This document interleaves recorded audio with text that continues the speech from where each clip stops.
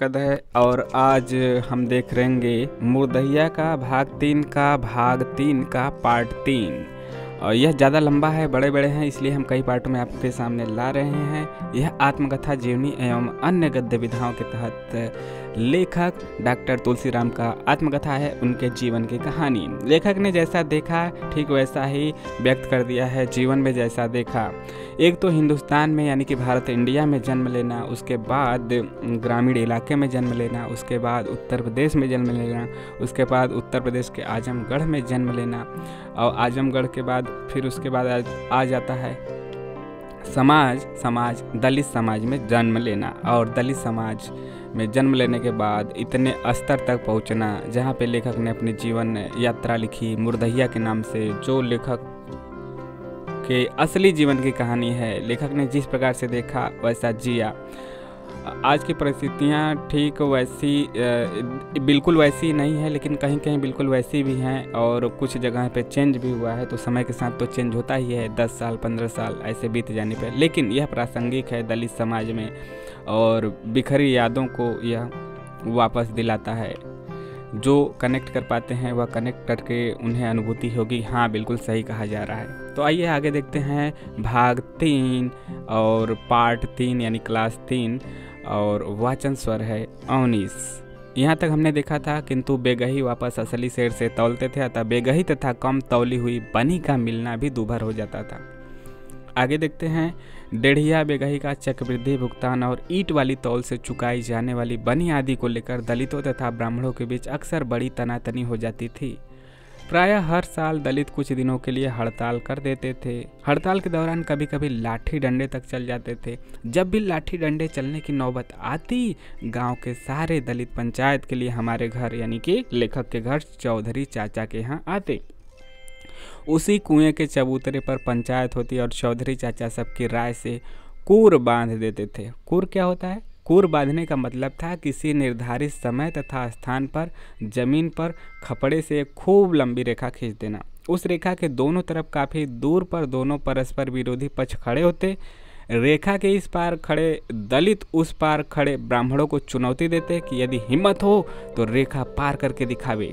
यदि ब्राह्मण रेखा पार कर लेते तो तुरंत दलितों से लड़ाई शुरू हो जाती। ब्राह्मण हमेशा भाले और बल्लम से लैस रहते थे, किंतु दलित सिर्फ लाठियां रखते थे। गरीब हैं बेचारे, तो कहाँ से बल्लम और भाले रखेंगे। ऐसी कूरबधी लड़ाई में दलित महिलाओं की वीरता देखते ही बनती थी। ये सारी महिलाएं मरे हुए बैलों तथा गायों की बड़ी बड़ी तलवार नुमा पसलियां अपने घरों में अवश्य हथियार के रूप में रखती थी। खतरनाक रखती थी महिलाएं। अब पशु का जो है रीढ़ की हड्डी है, पसलियां है, सींग ऊंग हो गया तो खतरनाक हो गया ना, उनके बल्लम मुकाबला कर देगा उनके बल्लम और भाले का। कुछ दलित औरतें गांव के पास वाले गड्ढे में फेंकी हुई बियाना कमाने वाली हाड़ियों को उठा लाती। गांव की ब्राह्मणियों को जब बच्चे पैदा होते तो ये दलित महिलाएं उन्हें पैदा करवाकर उनकी नाल खेरी काटकर एक हड़िया में भरकर गड्ढे में फेंक देती थी तथा 12 दिनों तक जच्चा बच्चा दोनों की वे लगातार मालिश आदि करती थी। यहाँ तक कि उनके मलमूत्र भी वे हड़िया में भरकर फेंकती थी। इन्हीं सारी क्रियाओं को बियाना कमाना कहते थे। तो बियाना कमाना समझ गए? तो बियाना कमाने वाली हाड़ियों को उठा लाती थी दलित महिलाएं। हमारे घर में चौधरानी चाची बियाना कमाने में सिद्धहस्त थी तथा गांव के अधिकतर बच्चों को वहीं पैदा करवाती थी। क्रूर की लड़ाई के दौरान जब दलित महिलाएं इन हाड़ियों तथा गाय बैलों की पसलियों को लेकर ब्राह्मणों को मारने के लिए दौड़ती तो वे जान बचाकर भाला बल्लम फेंक कर बड़ी तेजी से पीछे भागने लगते, क्योंकि बियाना की हाड़ियों और मरे बैलों तथा गायों की पसलियों में छू जाना वे महापाप समझते थे। डर के मारे नहीं, बल्कि ये समझते थे कि पाप हो जाएगा, अनहत हो जाएगा। ये औरत कुछ हाड़ियों तथा पसलियों को जोर लगाकर दूर फेंकती, जिससे ब्राह्मण अत्यंत भयभीत हो जाते। इस प्रक्रिया में हमेशा दलितों की जीत होती थी। देखिए दलित कैसे दिमाग लगाएं। फंसा दिए ब्राह्मणों को उन्हें के ही जाल में।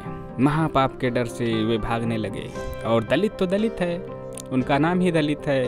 वे उन काम भी ऐसा करते हैं, यानी समाज के तौर पे छोटे से छोटा, क्रूर से क्रूर, घिनौना से घिनौना काम उन्हीं के लिए समाज के द्वारा माना जाता है। आज भी कूरबधी लड़ाइयों की परंपरा दलितों के बीच संभवतः महाभारत के कुरुक्षेत्र में संपन्न कौरव पांडव युद्ध से आई थी। इसके बाद कई ब्राह्मण गिड़गिड़ाते हुए पुनः काम शुरू करने के लिए राजी करते थे।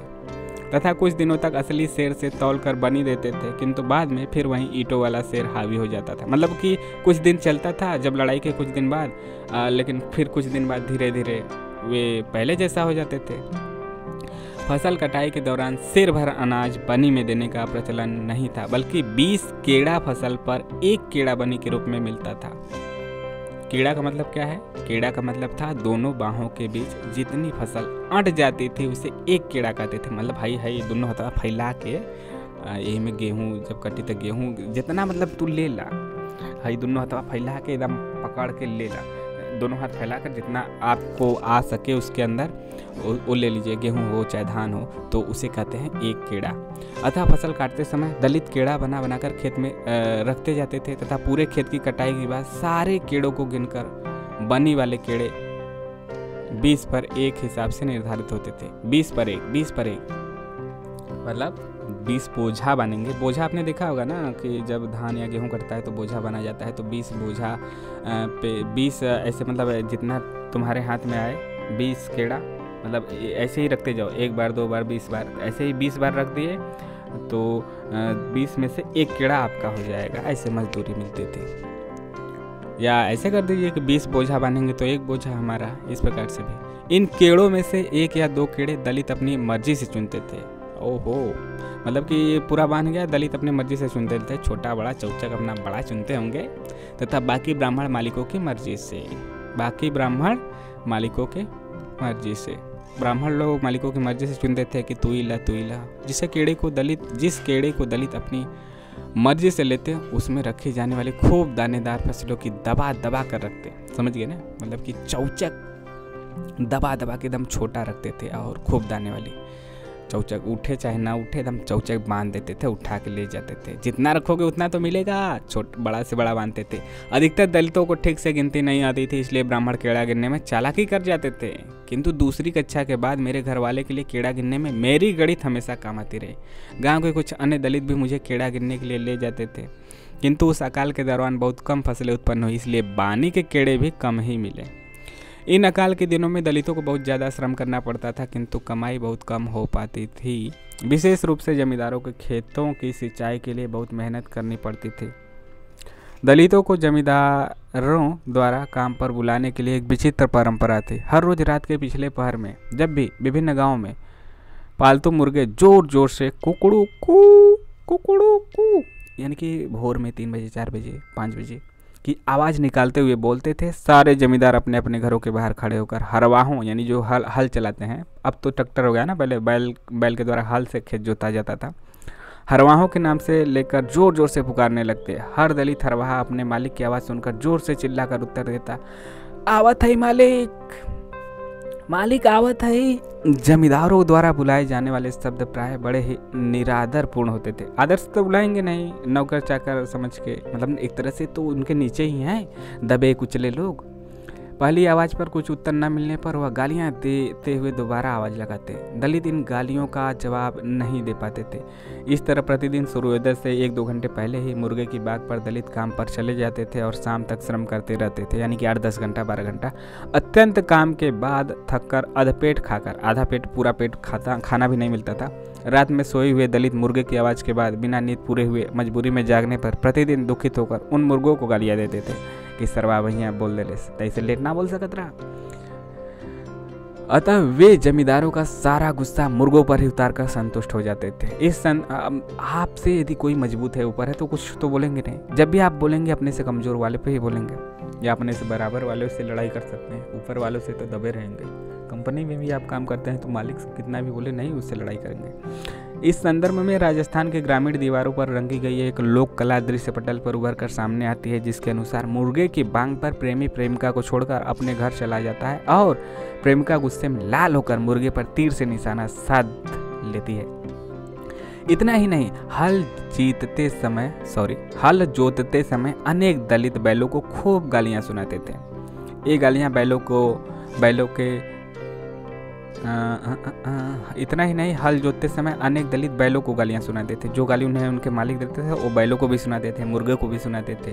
ये गालियां बैलों के गोसाइयां यानी मालिक की बहन बेटी की ऐसी की तैसी कर देने वाली होती थी। बहन बेटी वाली गाली ऐसी की तैसी। युवा हरवाहे ऐसी गालियाँ कुछ ज़्यादा ही देते थे। अब जवान खून है तो ज़्यादा गाली देंगे ना। अब बुढ़ौती में अब जो अधेड़ उम्र का वो कम दे, और जो जवान है वो ज़्यादा गाली देंगे। जो जवान किसान है, दलित किसान है, हरवाहे हैं। किंतु पुराने लोग शांत रहते थे। जो एकदम पुराना है, मतलब कि 20-25-30 साल वाले ज़्यादा गाली देंगे, और 30-40 वाले थोड़ा कम देंगे, 50-60-70 वाले का देंगे बुढ़ौती में। मेरे पिताजी बहुत शांत प्रकृति के थे, तब वे कभी भी ऐसा नहीं करते थे। मतलब लेखक के पिताजी गाली उली नहीं बकते थे।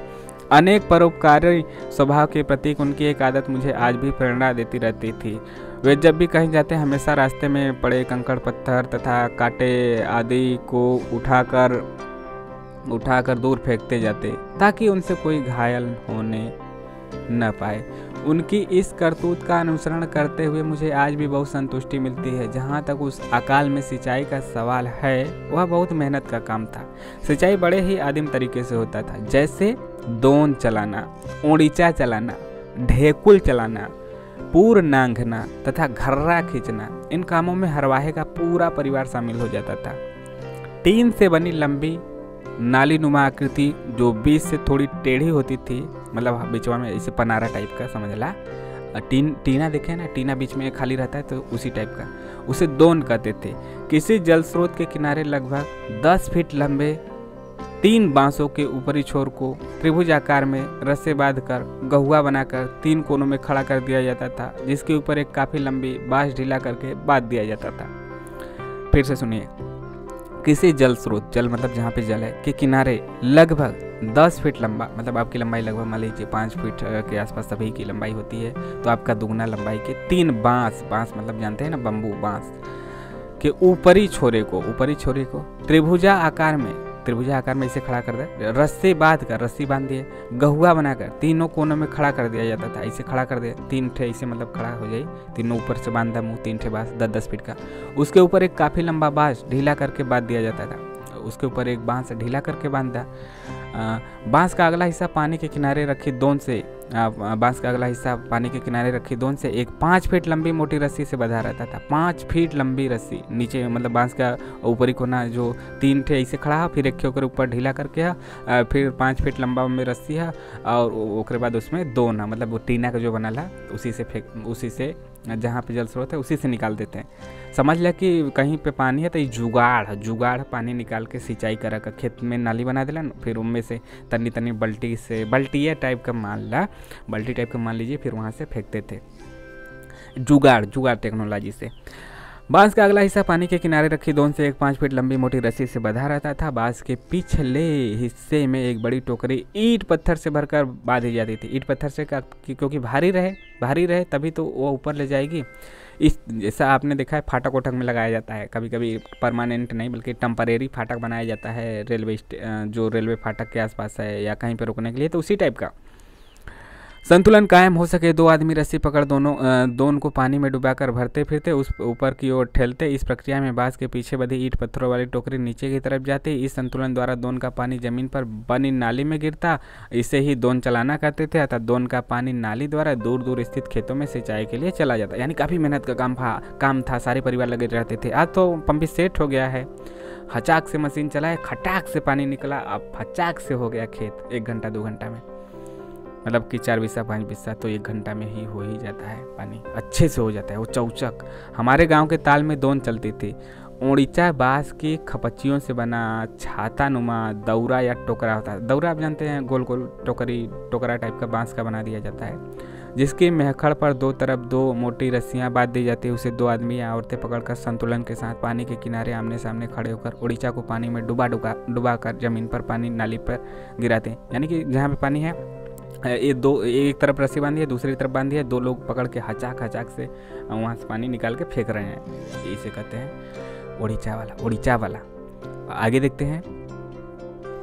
किसी पानी के किनारे आमने सामने खड़े होकर ओड़ीचा को पानी में डुबा कर जमीन पर पानी नाली पर गिराते। रस्सियों के संतुलन से पानी आसानी से ओड़ीचा के बाहर हो जाता था। इस तरह नालियों से होकर पानी खेतों में चला जाता। ढेकुल दोन की तरह ही चलाई जाती थी, किंतु वह हमेशा कुएं से पानी निकालते थे। कुएं से बाल्टी से पानी निकालते हुए आपने अपने माता पिता को तो जरूर देखा होगा बचपन में, या तो कहानियाँ जरूर सुनी होंगी। तो उसी प्रकार से सारा तरीका दोन जैसा ही होता था, किंतु दोन के बदले बटुला की आकृति में बनी लोहे के चादर के ढेकुल बड़ी मोटी डोर से बांस में बंधी होती थी। पूर नादना 2 बैलों की जोड़ी द्वारा होता था। पूर नाथना 2 बैलों की जोड़ी द्वारा होता था। जुआठा में बैलों को नाद कर बरहा यानी मोटा रस्सी से बांध दिया जाता। फिर बरहे के दूसरे हिस्से में चमड़े से बनी एक बड़ी मोट या चरसा को बांधकर कुएं के ऊपर रखी घिर्री से पानी में लटका दिया जाता।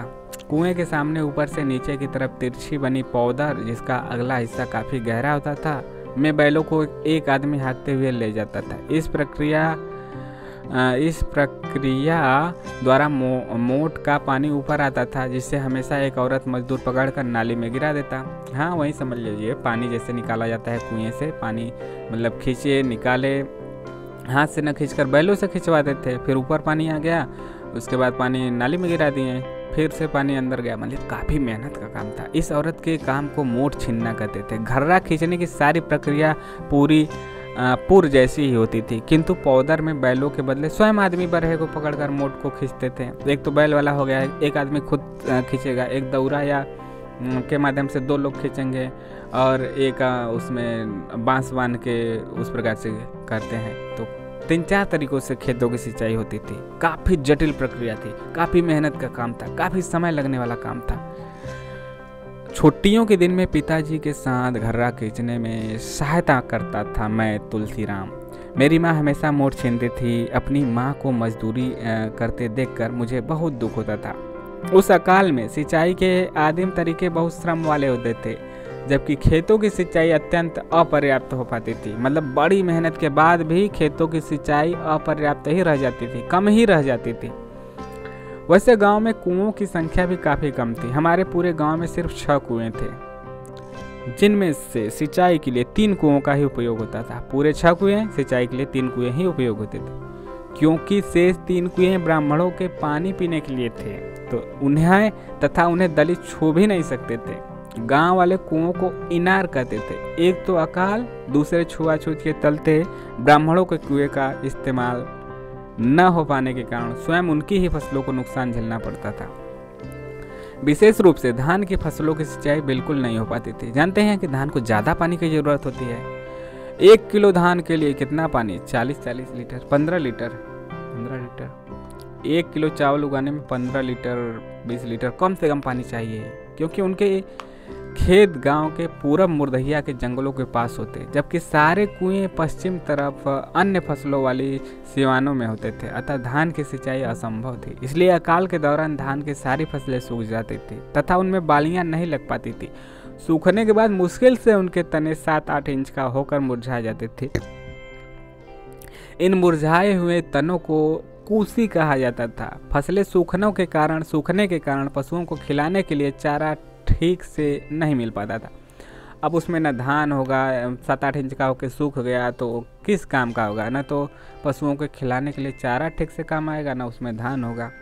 तो आपको आज मुरदहिया का भाग 3 का पार्ट 3 भाग 3 भी खुद अपने आप में लंबा है, तो इसको हम 1, 2, 3 पार्ट में किए हैं, तो ये तीसरा पार्ट है। इसके बाद चौथा पार्ट आएगा। तो आपको कैसा लगा ज़रूर कमेंट करके बताइएगा। मिलेंगे नेक्स्ट वीडियो में चौथे पार्ट के साथ। लेकिन अच्छा लगे तो लाइक शेयर सब्सक्राइब करना ना भूले। और वाचन स्वर है 19 का, वाचन स्वर आपको कैसा लगा यह भी बताइएगा।